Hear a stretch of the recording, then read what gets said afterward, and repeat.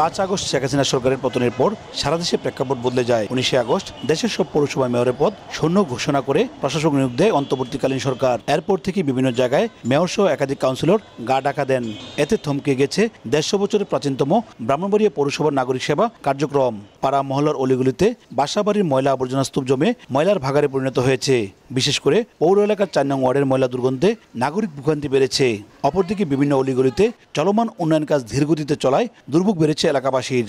বাসিন্দাদের অভিযোগ, পৌরসভার পক্ষ থেকে সঠিক তদারকি না থাকায় শ্রমিকরা ময়লা অপসারণ করছেন না। জনসাধারণের দুর্ভোগ লাঘবে পৌর কর্তৃপক্ষ ও কাউন্সিলরদের আরও সক্রিয় হওয়ার তাগিদ সচেতন নাগরিক সমাজের।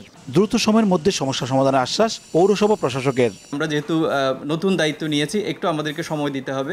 আমরা পৌরসভার প্রত্যেকটা সমস্যা একে একে আমরা সমাধানের চেষ্টা করব। 1868 সালে প্রতিষ্ঠিত প্রায় 19 বর্গ কিলোমিটার ব্রাহ্মণবাড়িয়া পৌর এলাকায় অন্তত 3 লাখ নাগরিক বসবাস করেন।